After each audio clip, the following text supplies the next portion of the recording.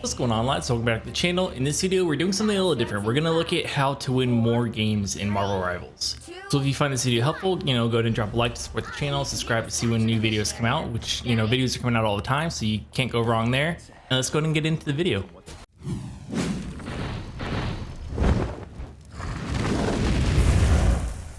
Okay, so first thing I need to say is that this is a very Hela-centric video. What that means is that, this video is tailored for people that have, at least average aim to good aim to, pro aim.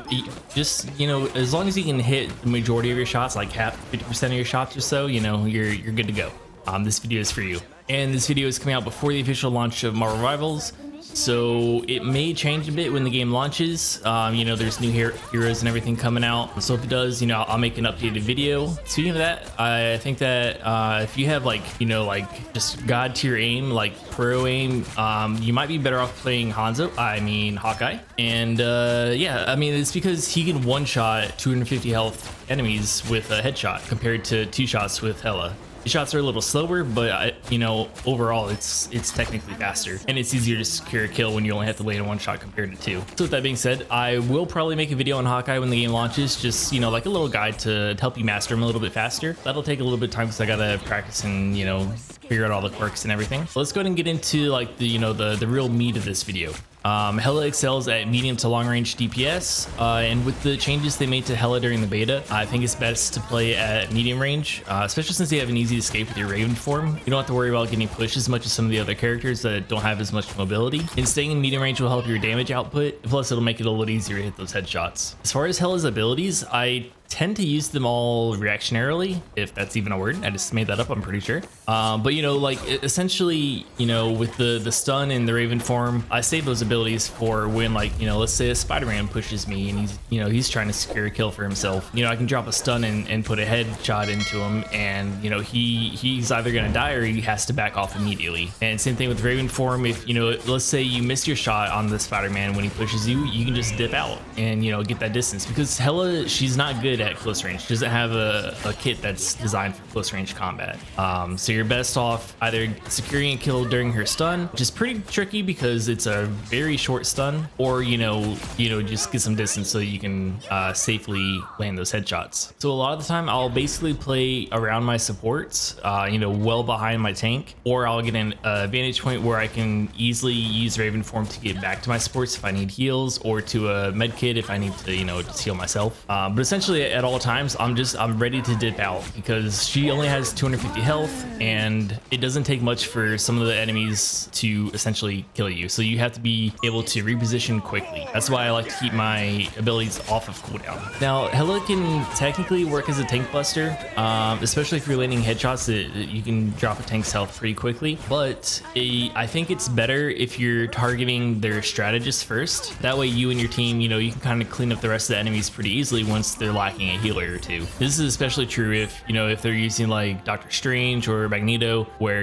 they have shields where you're not getting that extra headshot damage. It'll take you forever to break their shields. Plus, Hela, she can 2-shot heroes like Luna Snow and Mantis, if you have good aim, if you're getting those headshots. And chances are, as soon as you drop one of their healers, your team is going to start securing more kills because they can't keep up with the heals. The other reason I like to focus the strategist is because I want to either kill them so that they can't use their ult, or I want to force them to use their ult so that I can use my ult after they're done using theirs. This is especially true for Luna Snow and Mantis, because they have, this huge AoE heal essentially as their ultimate. So, if you can send them back to spawn, that's great, perfect. But if you can't secure the kill, if you can at least force them to pop their ultimate and use that, then you can wait that out and then pop your ultimate to clean up a team fight. But you definitely do want to wait out their ultimates, whether they pop it on their own or if you're forcing it, whatever the case is. You don't want to pop your ultimate and then they pop their AoE heal and you just wasted your ult, because your ultimate can can win team fights straight up easily. It'll kill half a team if you plan it out correctly. So you want to wait out their healing ultimates. You want to wait out ultimates like Magenta's, Magneto's ultimate, because Essentially, it absorbs your attacks. Same thing can be said for Doctor Strange. You know, you want to break his shield before popping your ultimate. That way he can't prevent your damage from landing. So as soon as they're done using their ultimates, you know, you're free to use yours. Primarily, you want to try and secure as many kills as possible, but sometimes things just don't work out that way. The way I look at it is, you know, you want to, you know, position yourself in your ultimate so that you're forcing them to back down from a team fight, essentially. This can make a huge difference if it's in the middle of a team fight and they're all, you know, they're pushed up aggressively. And you should be able to secure a few kills because you can two-shot 250 health targets if you land your hits close enough. And even if you don't, making them back off from a team fight, you can usually still snipe at least one. Your teammates might be able to get another. So it's kind of just like a win-win. And there's really only a few characters that can like pretty easily pop you out of your ultimate form. For example, the Punisher, when he's in his turret form, he can just wreck you really quickly.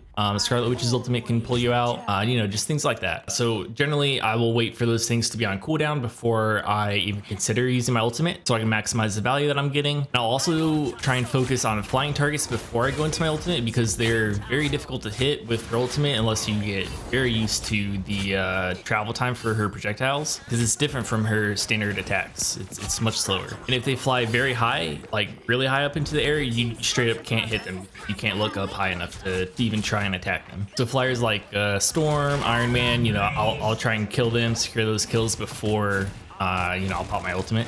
And they're generally pretty easy to kill with Hela, you know, they're just kind of like floating targets, and the healers tend to not see them as much because they're so far up and out of the fight. And there's two different methods of using your ultimate. First is simply to, you know, secure kills to win a team fight. That's very simple. You know, you wait out or pop any shields. I'll throw out all of my abilities before going to my ultimate. That way I'm just maximizing my damage and all that good stuff. And it makes securing the kills really easily if they can't counter ult or if they can't put up a shield like Doctor Strange's shield to prevent the damage from landing. The second method for using your ultimate is going to be for zoning out enemies. Now this is great if, you know, if they're pushing up aggressively on a team, you can pop your ultimate to essentially force them to stop the team fight and back off, go into buildings, stuff like that. And you can generally secure at least 1 or 2 kills in the time that it takes them to get out of line of sight of your attacks. The other reason to use your ultimate in this method is essentially if your team needs to have more space. If you need to, you know, create an opening for your team to push the cart to, you know, the next checkpoint or whatever it is, you know, popping your ultimate, because they either, you know, with the 250 health character, they either have to have counter heals, really strong counter heals, or they have to break line of sight and get indoors because you're just gonna kill them. You do too much damage. You can two-shot 250 health characters, no problem. So if you need, you know, if you need to get those few extra feet or meters, whatever it is, you pop your ultimate ahead of the cart, and then you basically keep their team from pushing onto the cart so you can get those extra few feet. All right, I really hope you enjoyed this video. If you did, please drop a like to support the channel. Subscribe if you want to see our other videos. Videos are coming out all the time, so you can't go wrong there. Oh, and I was thinking about making another guide on how to play the melee characters to win games specifically, in case that's, you know, anyone's preference. But I need to wait for the full game to release so I can get some additional footage. Plus, you know, I'll be able to test out the new characters at that point to find out which one's best. You know, probably the strongest and easiest or simplest to use, because I want the guide to be applicable to everyone, not just people that have pretty good or really good aim. So if that's something you'd like to see, let me know in the comments down below. And you know, if that's the case, I'll definitely prioritize that for you guys. And if there's anything else you want to know as far as winning games as a shooter in Marvel Rivals, then let me know that as well, and I can always make more videos to, you know, help you out. All right, thanks again for watching, and I'll see you in the next one. Bye.